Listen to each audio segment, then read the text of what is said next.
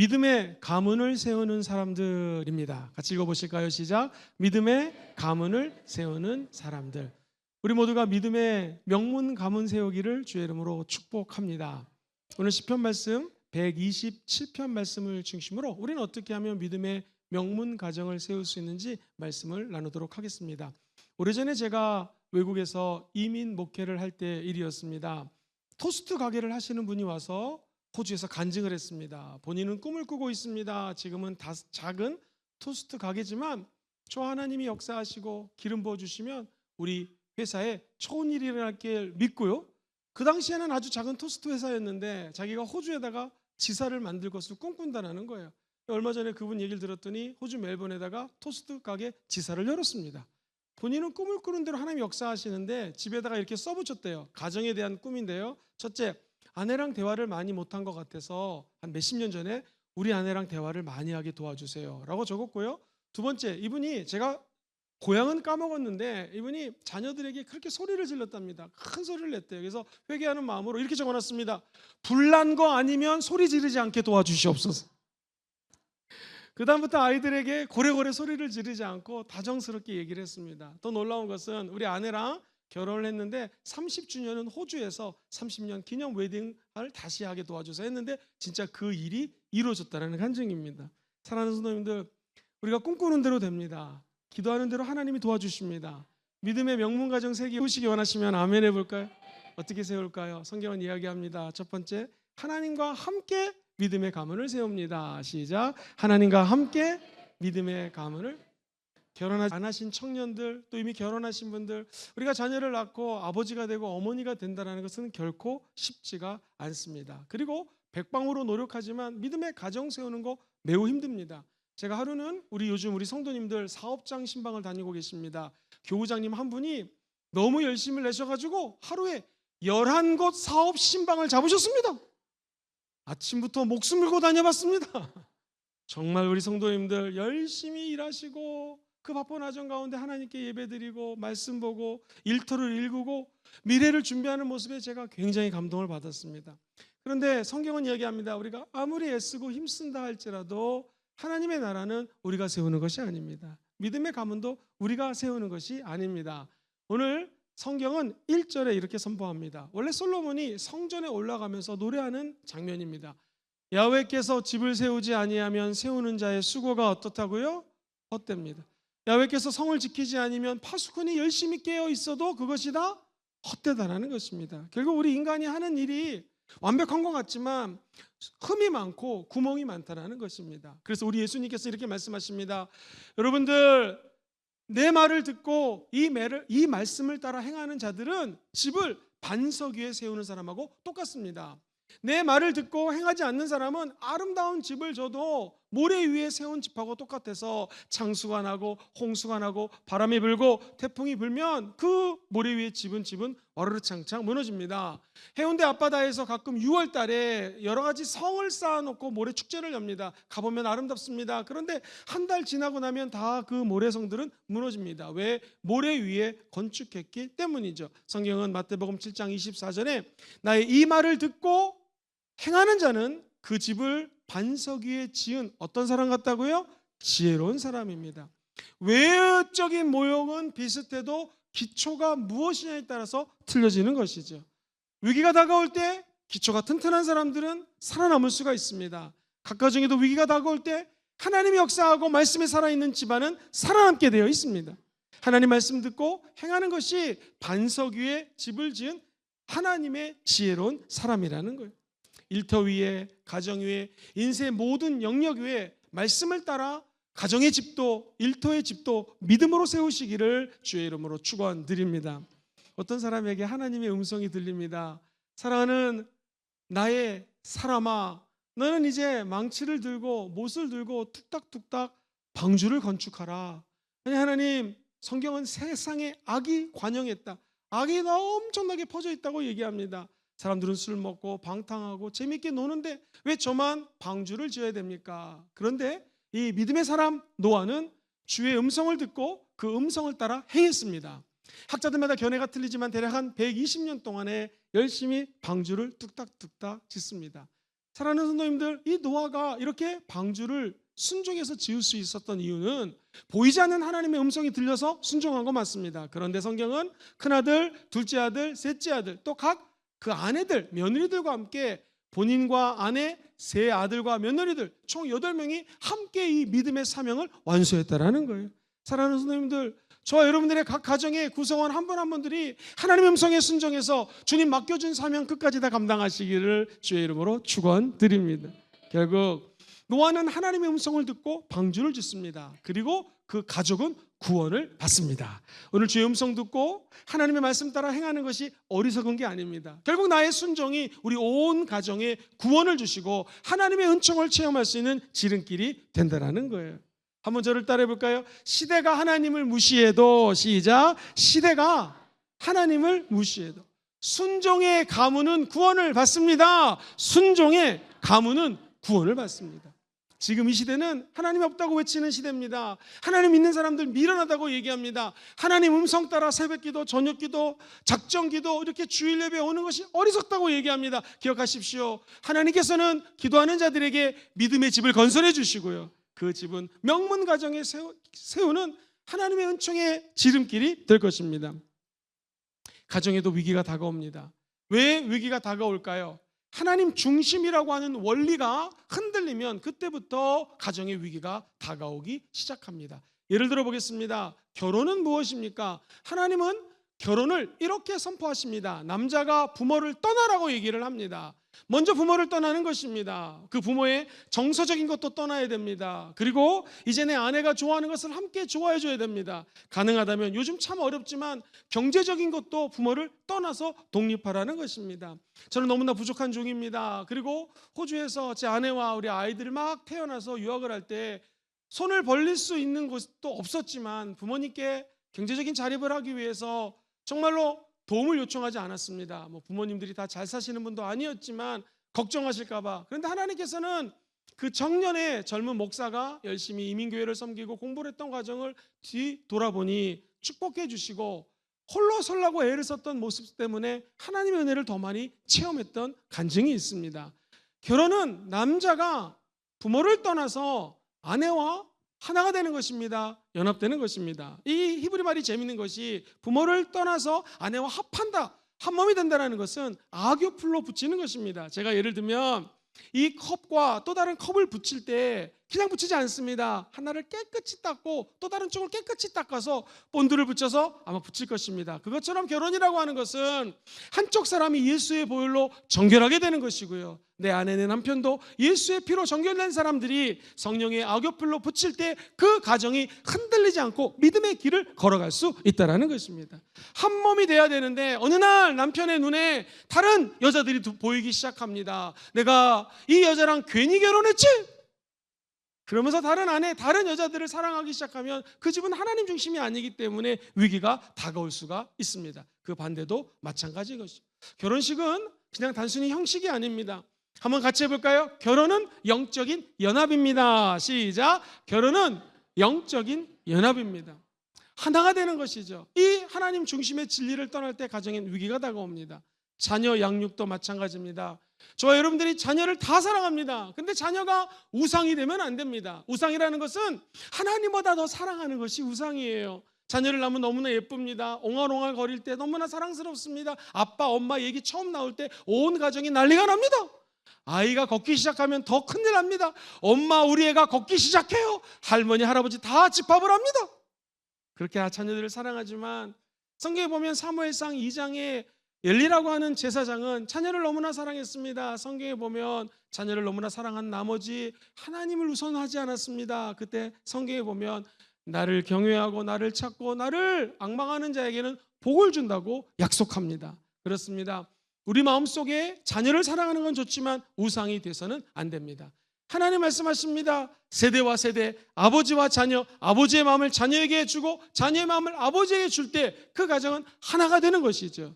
근데 이 하나됨은 인간의 힘으로 되지 않습니다. 오직 믿음의 가문은 말씀과 기도 그리고 공동체 속에서 세워집니다. 시작. 믿음의 가문은 말씀과 기도 그리고 공동체 속에서 세워집니다. 말씀이 없이는 믿음의 가정을 세울 수가 없습니다. 기도가 없이는 믿음의 가정을 세울 수가 없습니다. 하나님께서 만든 조직은 딱 두 개입니다. 가정 조직, 두 번째 교회 조직. 그 외의 모든 것들은 인간이 만들었습니다. 가정 조직을 생각해 보십시오. 마가라고 하는 젊은이의 엄마가 있습니다. 마리아입니다. 근데 웬일입니까? 사도행전 2장에 보면은 마가의 다락방, 마리아의 집에 2층에서 120명이 기도할 때 성령이 임재하는 사건이 나타납니다. 할렐루야. 지금은 우리가 이렇게 예배당을 갖추고 예배를 드리지만 우리나라 초창기 기독교는 가정에서 예배를 드렸습니다. 그런데 너무나 놀라운 사실은 한 목사님이 조사를 해봤더니 초대교회, 우리나라 초대교회 가정을 오픈해서 우리 집에서 예배를 드리십시오라고 가정에 예배 공간을 내렸던 그 가정치고 명문 가정이 안 된 분이 적도라는 것입니다. 즉 교회는 예배당입니다. 시작. 교회는 예배당입니다. 교회 공동체는 원래 가정에서 시작합니다.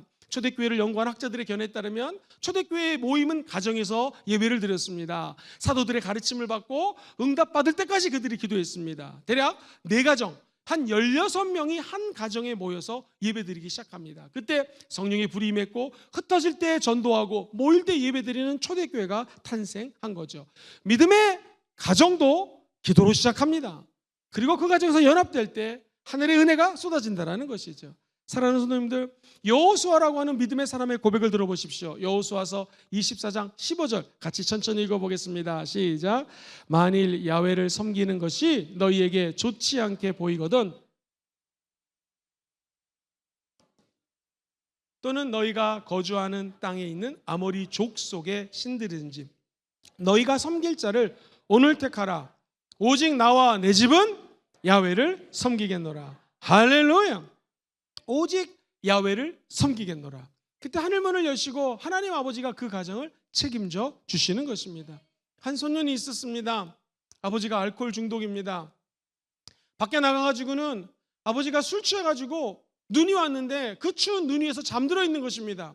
이 아이가 아빠 찾으러 갔다가 자기 아버지가 눈 속에서 술 먹고 누워있는 걸 보고 어린아이가 아버지를 끌고 업고 어렵게 집에 데리고 옵니다. 그리고 어머니와 함께 기도하기 시작합니다. 이 소년은 하나님 아버지, 우리 아버지 살려주세요. 그리고 나는 아버지가 되었을 때 저렇게 술 먹지 않게 도와주세요 라고 기도를 합니다. 똑같은 알코올 중독자라도 아버지가 알코올 중독자라도 기도하는 자녀들은 망하지 않습니다. 그 엄마는 미국의 회중교회에서 우리로 치면 구역장님, 지역장님, 홈리더, 원리더로 봉사를 합니다. 그리고 기록에 의하면 그 소년이 쓴 자서전에 의하면 이런 예배당에서 또는 극장에서 성극을 할 때에 그 연극의 대본을 쓰고 성극을 올려드렸던 리더로 쓰임받습니다. 이 아이가 자라서 나중에 미국 대통령이 됩니다. 우리가 너무나 잘 아는 레이건 대통령의 간증입니다. 사랑하는 성도님들, 어머니가 기도하면 그 자녀에게 믿음이 전수가 됩니다. 그리고 그 자녀는 믿음의 가정을 세우게 되는 것이죠. 사랑하는 우리 모든 성도님들 가정에 하나님보다 더 사랑하는 것들이 다 떠나갈지어다. 그리고 믿음 위에 하나님의 명문 가정 세우시게 되기를 주의 이름으로 축복합니다. 두 번째, 우리 가정이 하나님께 맡길 때 참된 안식이 있습니다. 시작. 하나님께 맡길 때 참된 안식이 있습니다. 우리가 성찬식 합니다. 성찬식은 무엇입니까? 예수님이 십자가에서 몸이 찢기셨습니다. 그 찢기신 몸을 먹으면서 주님, 나를 위해서 죽으신 예수님, 저를 위해서 채찍에 맞음으로 살점을 떨어내셨던 그 살점을 제가 먹습니다. 이제 내 영혼을 주님께 의탁하오니 주님과 함께 살게 도와주시옵소서 라고 성찬에 참여하는 것입니다. 주님이 저와 여러분을 위해서 십자가에서 피 흘리신 거 믿으시면 아멘 해볼까요? 주님의 남은 한 방울 피까지 흘려서 내 생명을 소생시켜 줬기 때문에 이제 제가 이 잔을 마심으로 주님과 연합이 됩니다. 내 생명, 우리 가정 주님께 맡기오니 주님이 책임져 주시옵소서 하는 게 사실 성찬의 진정한 의미입니다. 현대인들은요 다 바쁘게 삽니다. 시편 기자는 104편 23절에 이렇게 노래합니다. 사람들이 나와서 일하며 저녁까지 수고한다. 그렇습니다. 가만히 솔로몬이 인생을 연구해 봤습니다. 조사해 봤습니다. 그가 하는 말이 뭐냐면 마음을 다하여 지혜를 써서 모든 일을 연구해 보니 괴로운 것이요 사람이 바람을 잡는 거하고 똑같다라고 얘기합니다. 우리 인생은 도대체 어디서 와서 어디로 가는 것입니까? 우리는 왜 사는 것입니까? 학생들 왜 공부하는 것입니까? 우리 어머니 아버지들 왜 돈 버는 것이죠? 우리는 왜 이 예배당에 나왔습니까? 이유는 하나입니다. 저와 여러분들이 하나님을 사랑하는 자에게 하나님은 은혜를 베풀어 주십니다. 그리고 성경은 얘기합니다. 오늘 본문 2절에 너희가 일찍 일어나고 늦게 누우며 수고의 떡을 먹음이 헛되다. 그 다음에 읽어볼까요? 시작. 그러므로 야훼께서는 그의 사랑하시는 자에게 잠을 준다는, 하나님께 모든 것을 맡기는 자에게 평안을 준다라는 것입니다. 잠을 준다라는 것입니다. 내가 노력한다고 되는 것이 아니라 주님께 모든 것들을 의지할 때 주님께서는 십자가에서 내가 다 이루었다 하면서 안식을 주는 것입니다. 그래서 성경은 얘기합니다. 사랑하는 아들아 딸아, 너는 아무것도 염려하지 말고 네가 기도하고 바라고 원하는 것들을 하나님께 기도와 간구로 같이 해보실까요? 감사함으로 아뢰라. 그러면 모든 제각이 뛰어나신 그리스도의 평강이 우리 마음속에 임하게 되는 것입니다. 사랑하는 성도님들, 이 세상에 염려가 없는 사람이 어디 있겠습니까? 원래 이 원어로 염려라는 단어는 마음이 갈라지는 거예요. 오늘 예배당에 와 있지만 제가 세상을 생각하고 우리 자녀 생각하고 다른 거 생각하면 마음이 갈라지는 것입니다. 그게 염려입니다. 하나님은 말씀하십니다. 염려하지 말지어다. 하나님께 감사함으로 간구하면 하늘 문을 여시고 하나님이 그 은혜에 모든 응답을 쏟아 부어주신다는 약속입니다. 목사님, 응답이 아직 없는데요. 응답 중에 최고의 응답은 마음의 평안입니다. 사랑하는 자에게 잠을 주시는도다. 그래서 우리 주님이 직접 말씀하십니다. 너희들 다 수고가 많지, 다 무거운 짐을 지고 있지. 어린이부터 어르신들까지 수고하고 무거운 짐진 자들아, 다 내게로 오라. 내가 너희를 쉬게 하리라. 참된 안식과 쉼은 그리스도 예수 안에 있습니다. 목사님, 우리는 그러면 어떤 인생을 살아가야 되겠습니까? 디모데 전서에 보면 4장 10절, 우리가 수고하는 것은 바로 이것 때문입니다. 시작. 이를 위하여 우리가 수고하고 힘쓰는 것은 우리 소망을 살아계신 하나님께 두미니 그 모든 사람, 특히 믿는 자들의 구주라는 것. 저와 여러분들이 수고하고 힘쓰는 것은 저와 여러분들 예수 그리스도의 하나님 나라 확장을 위하여 수고하고 애쓰는 것입니다. 제가 선포합니다. 하나님을 위해서 수고하는 것은 결코 헛되지 않습니다. 자녀를 위하여 기도하고 믿음의 가정을 세우는 것은 수고로운 일입니다. 그런데 헛되지가 않습니다. 하나님께서 우리 믿음을 보고 천배만배로 결실을 맺게 해주실 것입니다. 사랑하는 성도님들, 전도서에 이런 지혜의 말씀이 있어요. 5장 19절, 하나님이 재물과 부여를 주셨습니다. 할렐루야. 능히 누리게 하십니다. 제 몫을 받아 수고함으로 즐거워하게 하신 것은 제일 밑에 줄 시작.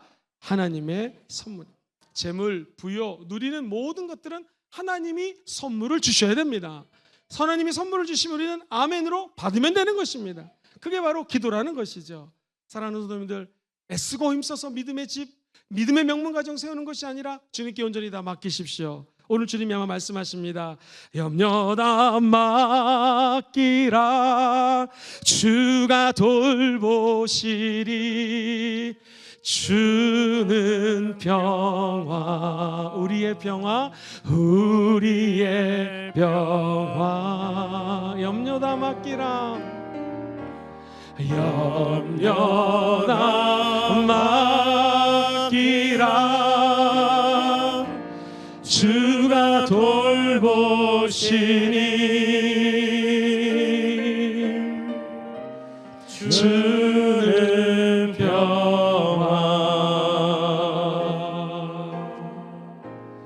우리의 평화. 우리 한번 두 손 높이 들고 내 염려를 주께 맡깁니다. 찬양합니다. 아멘 아멘. 염려가 맡기라, 주가 돌보시니 주는 평화, 우리의 평화. 염려 다 맡기라, 염려 다 맡기라. 주가 돌보시니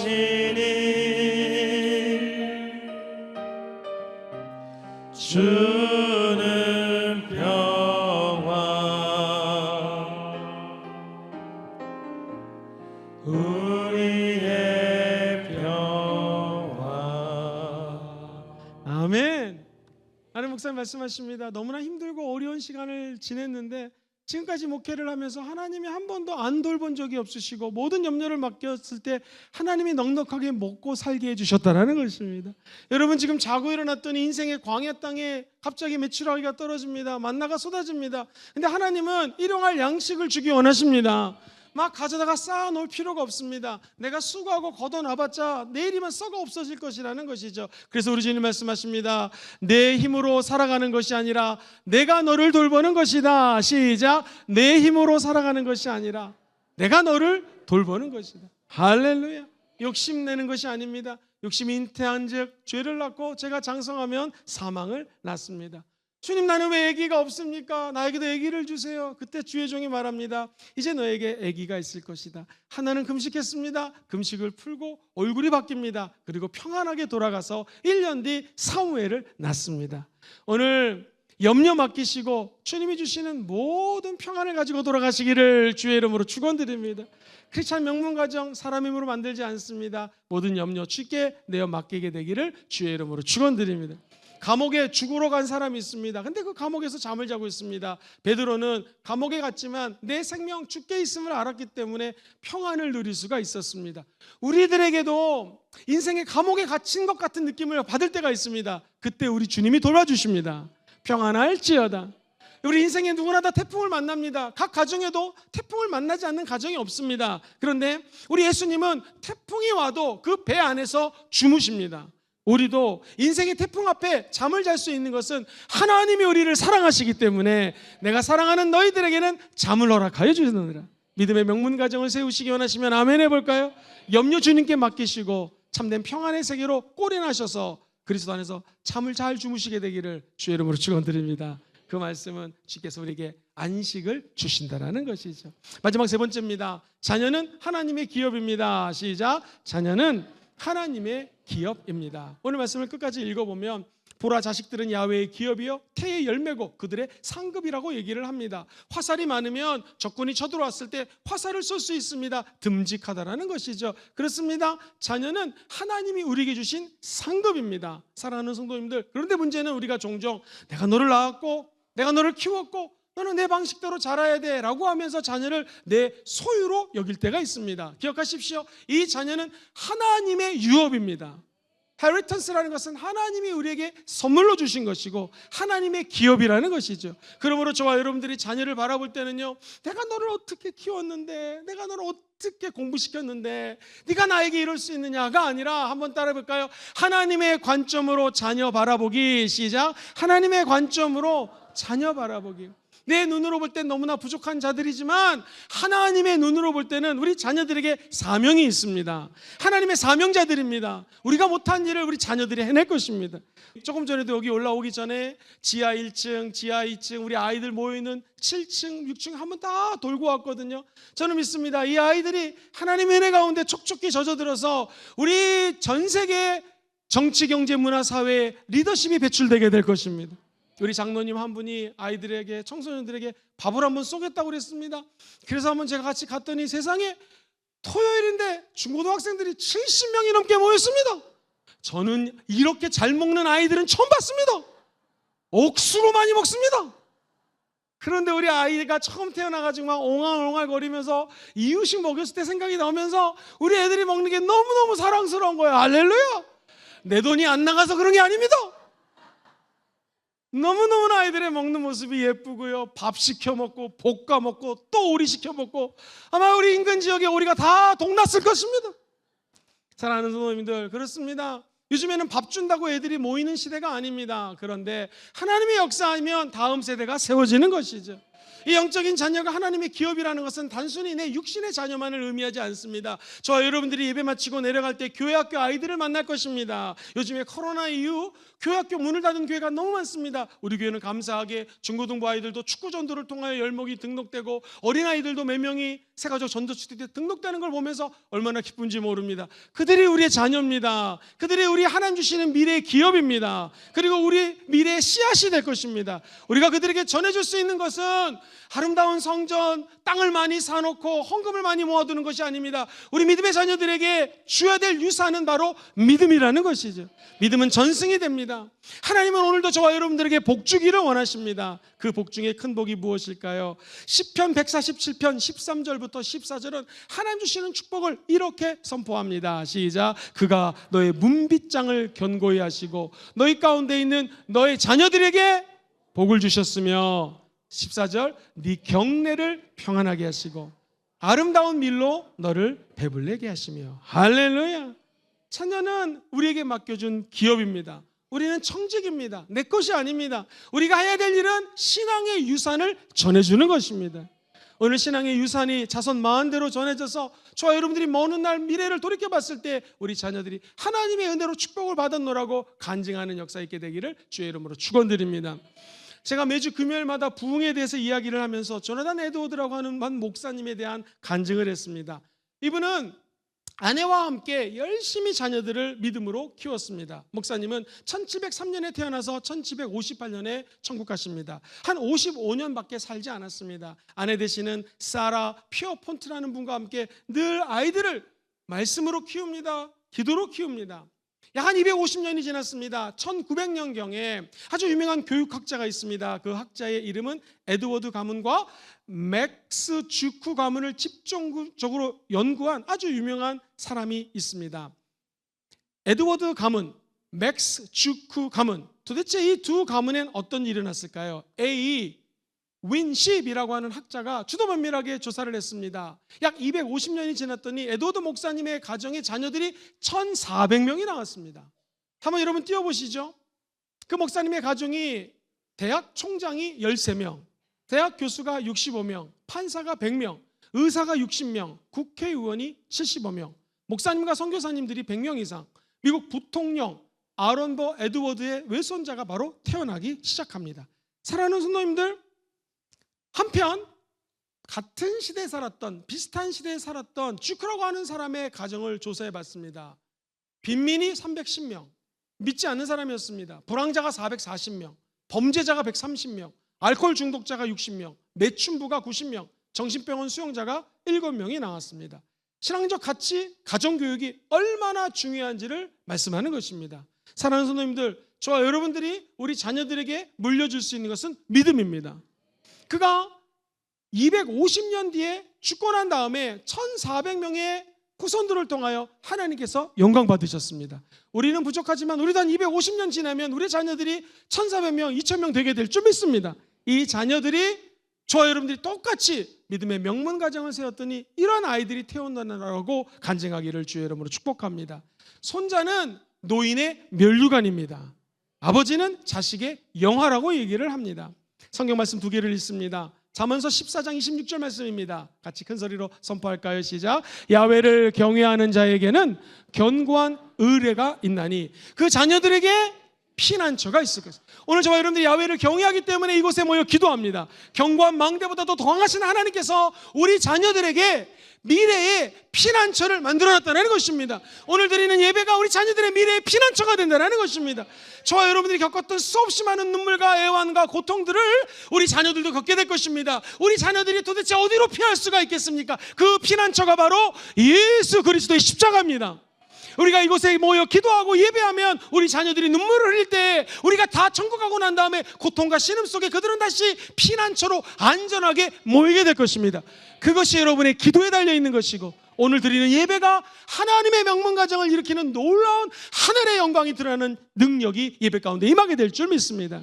우리가 자녀들을 바라볼 때 하나님의 시선으로 바라보시고 우리 자녀들의 미래의 피난처를 예배해 놓는 것이 바로 오늘 드리는 예배입니다. 그래서 한번 따라해볼까요? 신령과 진정으로 예배드리기. 시작. 신령과 진정으로 예배드리기. 개역개정은 영과 진리로 예배드리는 것입니다. 왜 그럴까요? 성령님은 어제나 오늘이나 영원토록 동일하신 하나님이십니다. 그래서 오늘 우리가 현재 예배드리지만 우리 자녀들의 미래까지 성령님이 책임져 주시는 것입니다. 예수는 진리가 되십니다. 진리를 떠났던 자들도 이 예배를 통하여 진리로 예배드리면 우리 자녀들이 진리 대신 예수 십자가 밑으로 다시 모여들게 된다는 것이죠. 그렇습니다. 잠언서 23편 24절 말씀이 그대로 이루어질지어다. 시작.